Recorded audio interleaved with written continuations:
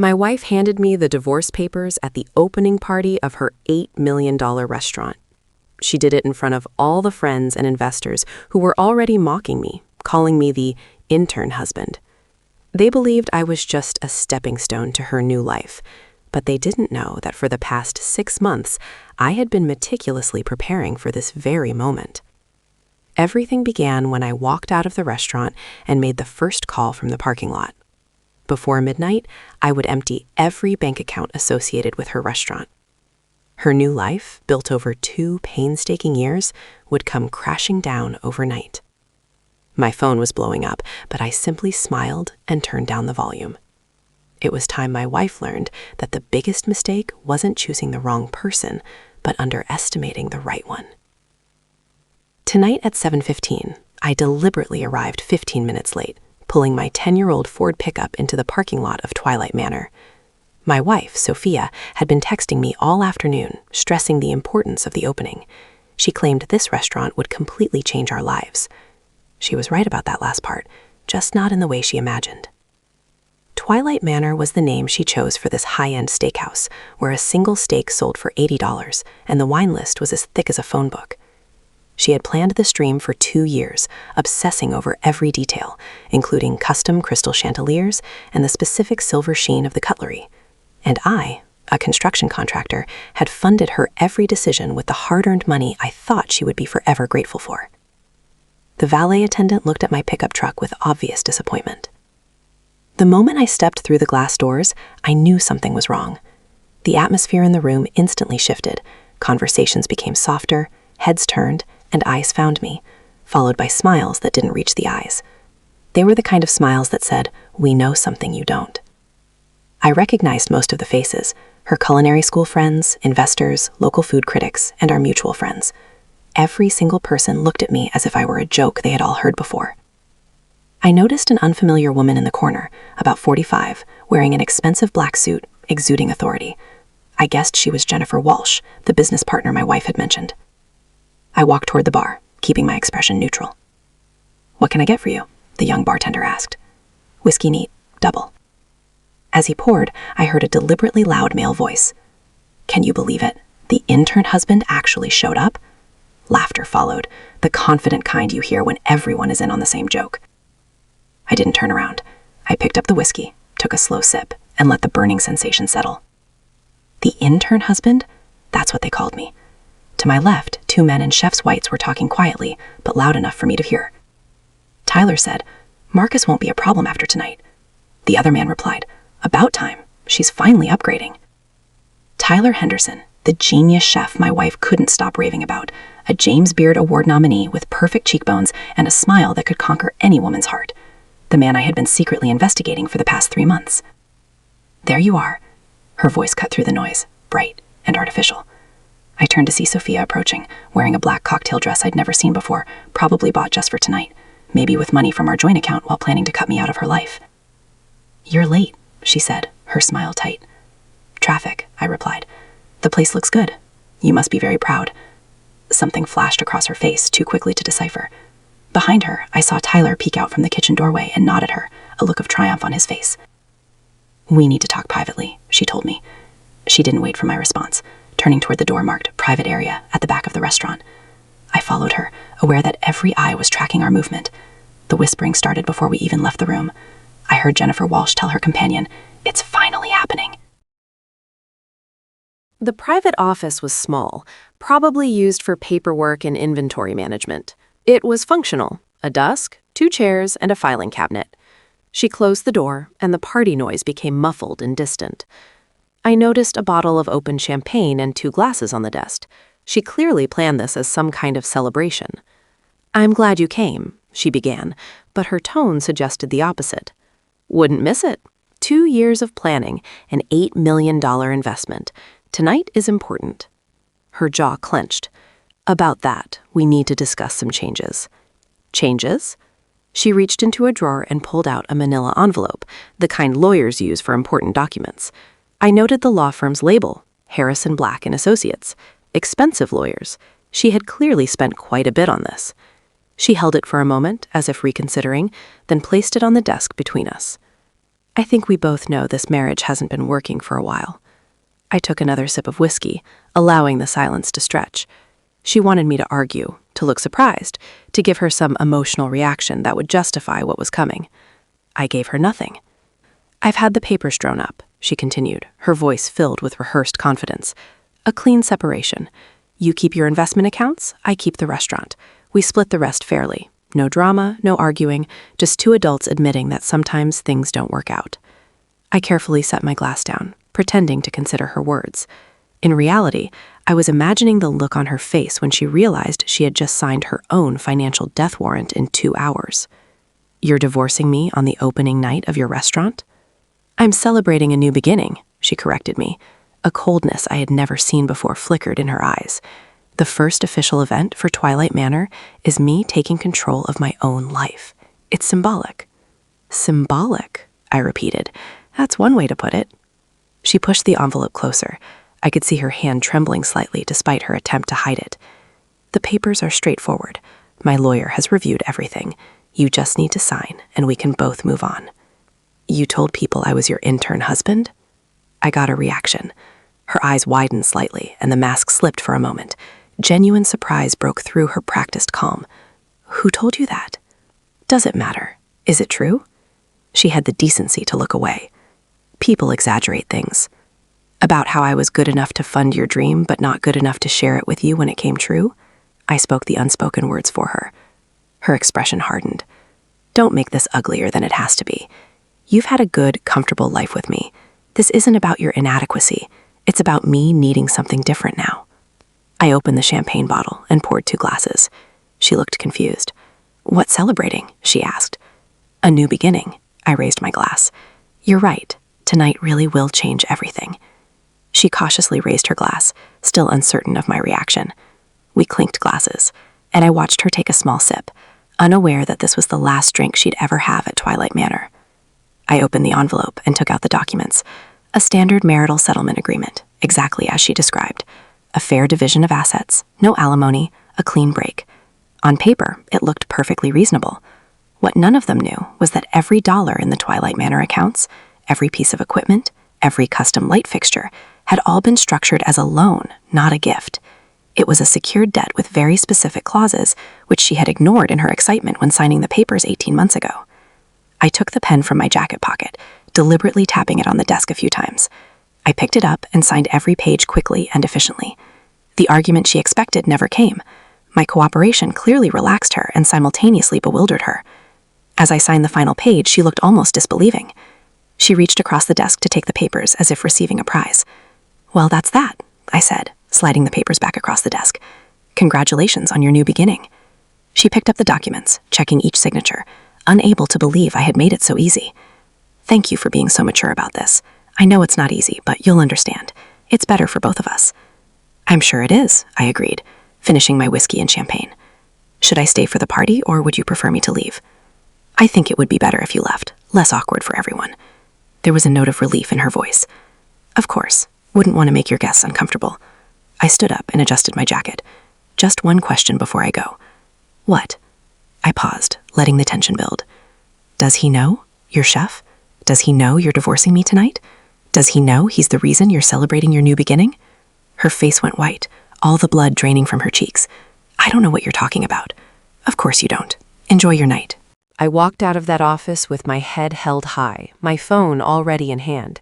Behind me, I could hear her following, likely trying to figure out exactly how much I knew. In the main hall, the party continued, but I noticed more eyes, more whispers. I heard more comments as I headed for the door. Looks like he's taking it well. She was right. He was always just a placeholder. Tyler is a much better fit for her.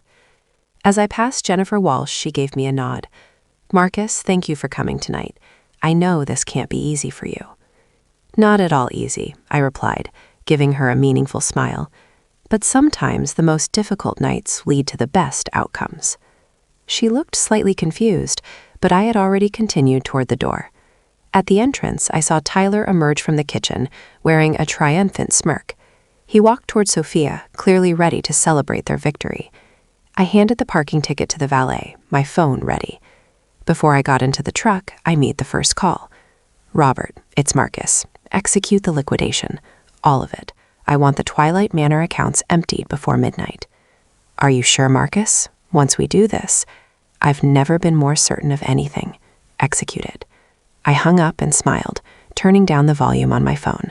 I had a 20-minute drive home and 2 more calls to make. By midnight, Sophia's world would begin to collapse.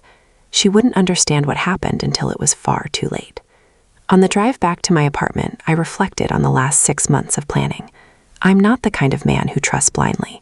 When my wife started coming home late on Tuesday nights, when she began buying new lingerie, and when she started talking about our restaurant instead of my restaurant, I knew something was off. But the real turning point was a Thursday evening 3 months ago. I came home early and found her in the backyard on the phone, her voice low. I heard her say through the kitchen window, "I can't pretend anymore, Tyler. We need to finalize the plan." The second call was to Frank, my accountant. "Frank, it's Marcus. Execute Plan B. I want all automated payments canceled before midnight. Payroll, vendors, utilities, all of it. The accounts will be emptied at 11:45. Marcus, everything is proceeding as planned. Are you sure you want to do this? This will destroy her." "Yes, I am sure. She destroyed our marriage. Now it's my turn." Frank was silent for a moment. "Marcus, I've known you for 15 years. You've never been a vindictive man." "I'm not being vindictive, Frank. I'm executing consequences. There's a difference." The third call was to Kevin Parker, former FBI agent, now a private investigator. He was the best investigator I could hire. "Kevin, it's time. Send the packages." "To whom?" "Everyone. Her parents, the investors, every single person who was there tonight. Let them see what they were really investing in." "Marcus, are you certain? Once those are sent..." "I am certain. Send everything. Photos, text records, timeline, all of it. I want to make sure everyone knows the truth." Kevin sighed. "All right, Marcus. The packages have been ready for weeks. I just need to hit send." "And Kevin, what about that special letter for Tyler? Send that along too. He deserves to know who he's dealing with. The one about Sophia's 2 previous affairs." "Marcus, that will absolutely destroy her credibility." "Yes, send it." Back at the apartment, I poured a whiskey and sat by the window. I thought back to my first meeting with Kevin on a Monday morning 3 months ago. "I need you to investigate my wife," I told him. "You suspect she's cheating." "I know she's cheating. I need the evidence, the timeline, the details." Kevin nodded. "What level of investigation do you want? Basic? Comprehensive?" I interrupted him. "I want to know everything. Every rendezvous, every text message, every lie. I want a complete dossier that will hold up in court." "Marcus, that level of investigation is costly. Cost is not an issue. Time is not an issue. I want total, devastating proof." 3 weeks later, Kevin returned with the first set of photos from the Wilson Hotel parking lot, Sophia and Tyler kissing, her hand on his shirt, unbelievably passionate. The date stamp showed 2:30 p.m., the same day she told me she was in a meeting with a vendor. But the photos were only the beginning. The text showed they were planning not only their relationship, but also how to get rid of me. My favorite was the text Tyler sent Sophia on May 12th. "Once you get rid of the contractor, we can really begin. The restaurant will be ours, not yours." Sophia's reply was even more shocking. "I know, Marcus is so naive. He thinks he's investing in our future, but he's actually paying for his own replacement." My phone had already started ringing. The first text message arrived at 11:25 p.m. "Marcus, there's a problem with the accounts. We need to talk." I ignored it. The second arrived 5 minutes later. "Marcus, this isn't a joke. The bank says the funds are frozen. Call me immediately." By 11:30, more texts poured in. "The bank said all payments have been stopped. What is going on, Marcus? If this is some kind of prank, stop it now." At 11:35, the panic truly started. "Marcus, I'm at the bank. They said you recalled all the funds. This cannot be real. Please tell me this is some mistake." 11:45 p.m. "Staff are asking about their checks. Vendors are calling. Marcus, if you don't fix this immediately, the restaurant will collapse on its first night of opening." At 11:45, the desperation began. "Marcus, $8 million is gone. What happened? I'm losing everything. People are leaving. Please." Midnight. My phone showed 43 missed calls. The text had escalated to, "You can't do this. People depend on this business." Simultaneously, I started receiving texts from others. Jennifer Walsh. "Marcus, I just received some extremely disturbing photos and documents regarding Sophia. Is this true?" Mr. Thompson, Sophia's father. "Marcus, I just received a report about my daughter. We need to talk." Even Tyler texted. "Marcus, we need to discuss Sophia's restaurant situation. There are things I didn't know before." 12:03 a.m. A knock at the door. Sophia stood at my apartment door, her makeup smeared, her eyes desperate. She was still wearing that black cocktail dress, but now she looked like she was dressed for a funeral. Her hands were shaking, and I could see she had been crying. "What did you do?" she demanded, her voice hoarse. "The $8 million is all gone. The bank says you recalled all the funds. The restaurant is in chaos. Guests are leaving, staff are crying, and vendors are demanding payment." I leaned against the doorframe, calm, savoring the moment. Recalled is more accurate than gone. You can't do that. That's the restaurant's money. No, that was my money. According to the loan agreement we signed 18 months ago, remember? You were too excited to read the terms carefully. Her face paled further. Loan agreement? You said it was an investment. I said it was funding. You assumed it was a gift. The legal documents are clear. It was a secured loan with very specific clauses, one of which stated that if the borrower engaged in fraudulent behavior or acted detrimentally to the lender's interests, the loan could be immediately called in full. I didn't defraud anyone, she nearly shrieked, desperation shattering her voice. Didn't you? I took out my phone and pulled up one of the photos Kevin sent me, the picture of Sophia and Tyler kissing in the Wilson Hotel parking lot, date-stamped 3 weeks ago. Using the borrowed funds to finance your relationship with another man while planning the divorce is legally considered fraud. She stared at the photo, her mouth open, no words coming out. Her legs seemed to give way, and she had to lean on the doorframe. Did you think I wouldn't find out? The Tuesday night excuses? The new lingerie? You started calling it our restaurant instead of my restaurant. Did you think I was stupid? Marcus, please. Kevin Parker, former FBI agent, has been documenting your every move for the last 3 months. Every date, every text, every time you told me you were working late, but were actually with Tyler. Want to see more pictures? I scrolled to the next photo. Sophia and Tyler on his apartment balcony. Her in a bathrobe, him only in his underwear. The timestamp showed 11 a.m. the same day she told me she was meeting with her accountant. She took a step back, hitting the hallway wall. What right did you have to spy on me? I had every right to protect my investment when you were using my money to fund your betrayal. I showed her more photos. This is your text conversation from 3 days ago. You told him you'd be rid of the dead weight tonight. Dead weight? Is that what you think of 6 years of marriage? I read out the text message. After tonight, Marcus is history. Twilight Manor will be our new start. You also wrote, he's so naive. He doesn't even know he's paying for his own replacement. Sophia's hands were shaking and she looked like she might throw up. Marcus, please, we can work this out. I'll pay the money back. Pay it back with what? Your credit score is 642. You have no collateral and no other source of income. Twilight Manor was your only asset, and now it's gone too. What about the staff, the vendors? They're innocent. They are. That's why I made sure they knew the truth tonight instead of finding out when you couldn't pay bills in a few months. Now they can look for new jobs instead of being dragged down by your lies. She collapsed, sliding down the wall onto the floor, sobbing. I lost everything. The staff, the vendors, the guests, everyone saw tonight. Yes, they saw. Kevin made sure of that. Every investor, everyone who mocked me tonight, everyone who called me the intern husband now knows the truth. I let her process that, then continued. Jennifer Walsh, your business partner, invested $50,000. She texted me 30 minutes ago, thanking me for exposing the truth. She said she always felt Tyler had too much say in the restaurant. She also mentioned she never trusts people who flirt during business meetings. Sophia looked up, her eyes filled with terror. What does she know? Everything. The photos, the texts, the timeline. Kevin's report included detailed records of you flirting in front of her during a business dinner on May 30th. She felt it was inappropriate then, but said nothing. Now she knows why she felt uncomfortable. I squatted down to put us on the same level. Do you know the best part? Tyler received a package too, including the parts you never told him about. What parts? Her voice was barely a whisper.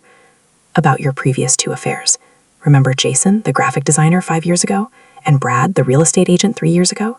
Kevin was thorough. She looked like she was going to be sick. Tyler texted me 30 minutes ago, saying he needed to reevaluate his options and that he couldn't be associated with someone with a history of infidelity. I showed her my phone. Looks like your true love ran the moment things got complicated. What a surprise. She read the text, each word like a slap across her face. He said he loved me. He said we had a future. He loved the story, the successful female owner and the aspiring chef. Now that you're neither successful nor an owner, the story has changed. I stood up, looking down at her. Tomorrow morning, City Eats magazine will publish an article about the sudden closure of Twilight Manor. They will quote anonymous sources about the affairs, the financial fraud, and the opening night disaster. You're going to be the laughingstock of the culinary world. You destroyed me, she whispered. I didn't destroy anything. You destroyed yourself. I just ensured the consequences matched the choices. My phone rang again. I glanced at it. Speak of the devil. Your father just texted. He wants to meet me tomorrow. I imagine he has a lot of questions. Her face became even paler. You sent those photos to my parents? Kevin sent them a full report. They invested $100,000 of their retirement savings into this restaurant. They had a right to know the truth. Don't worry, though. I protected their investment. She looked at me, confusion mingling with fear. Your parents' funds were structured as an innocent investment, separate from the restaurant's operations. They will receive the full amount plus interest back within 36 months. I wouldn't let innocent people pay for your choices. I walked to the door and opened it. You can leave now. She struggled to stand, supporting herself against the wall. She stopped as she passed me. We were married for 6 years. Did none of that mean anything to you? 6 years? I repeated. You threw away those 6 years the moment you walked into the Wilson Hotel with another man. You publicly humiliated me at your restaurant opening tonight. You let your friends call me the intern husband and make me the joke. What did you think I was? Your doormat? She left, tears streaming down her face. I closed the door and poured another whiskey, but it wasn't over yet. I had one more surprise for her. I picked up my phone and dialed the number. Sam, it's Marcus. Yes, I know it's late. Listen, I need you to file a report with the city building department first thing tomorrow morning, the one I've been preparing for 3 months. File it immediately. Sam Rivera was my friend and a building inspector. What kind of report, Marcus? Twilight Manor's kitchen has some serious code violations. The ventilation system is non-compliant, the gas line was installed improperly, and there are fire safety issues. It requires an immediate inspection. Marcus, are you sure? This will shut down the entire building until the issues are fixed. Yes, I'm sure. The violations are real, Sam. I tried to tell Sophia when we were building, but she wanted the cheap contractor and the fast job. Now the consequences are here. Over the next 72 hours, I watched Sophia's world continue to collapse more thoroughly than in my wildest dreams. Twilight Manor never opened. Staff were dealing with refunding tickets, and vendors demanded compensation. The news went viral on food blogs, and the truth spread. But the best part was Tyler's reaction. On Tuesday morning, I received a long text from him. Marcus, I need to apologize for my involvement in this situation. I was unaware of Sophia's previous history of betrayal, nor did I know the restaurant funding was a loan and not her money. I've accepted a position in New York working for Cornelia Wagner, a reputable investor. Cornelia Wagner, 62 years old, worth $200 million, and known for collecting young, talented chefs. Tyler jumped from a bankrupt restaurant owner to a wealthy whale. True love conquers all, indeed. But even more interesting, I received an unexpected call Wednesday afternoon. Mr. Marcus Jensen, I'm Emily Carter, a journalist with Business Week. I'm writing an article about business partner protection, and someone told me you just executed a very clever asset protection maneuver. Would you be willing to share your story? I agreed to the interview on the condition that I could review the final article. A week later, the article was published, When Trust Breaks, an entrepreneur's perfect legal counterattack. It detailed how I structured the funding as a loan rather than an investment. It explained how I built the fraud clause into the agreement and collected the evidence to execute those protections. It became recommended reading for the Small Business Administration. More importantly, I started receiving inquiries from other entrepreneurs. They wanted me to design similar protection structures and teach them how to identify signs of partner betrayal.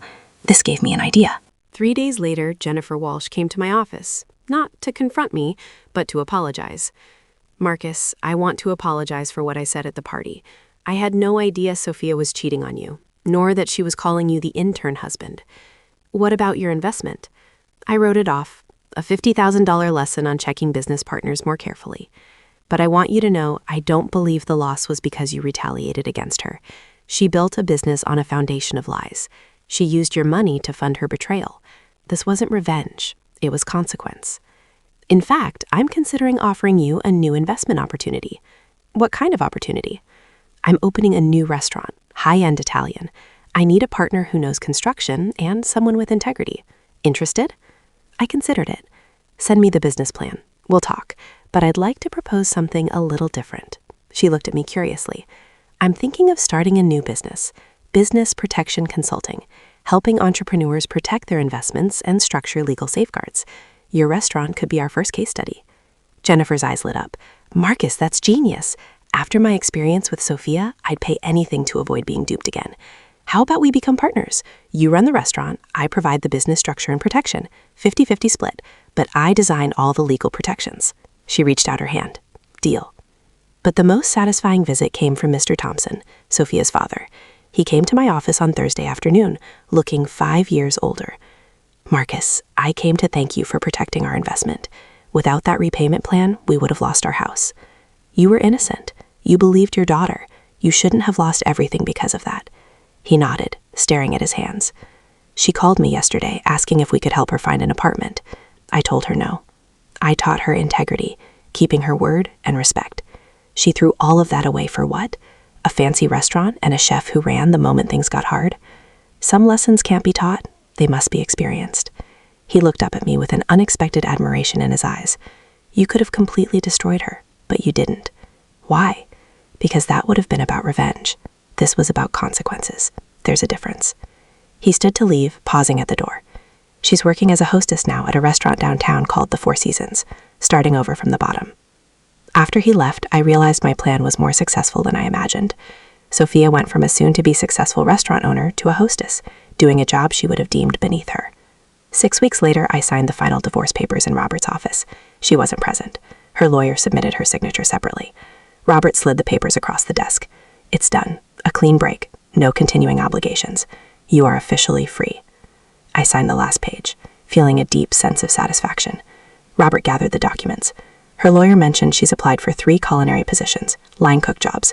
She's also taking financial planning classes. Financial planning classes. Learning how to manage money, understand investments, and avoid debt. Apparently, she realized she didn't know these things before. I almost laughed. She was finally learning the things I had tried to teach her when we were married. I left his office and drove past the building where Twilight Manor used to be. New ownership signs were already up. A chain called City Brew was taking over the space, ripping out her custom fixtures.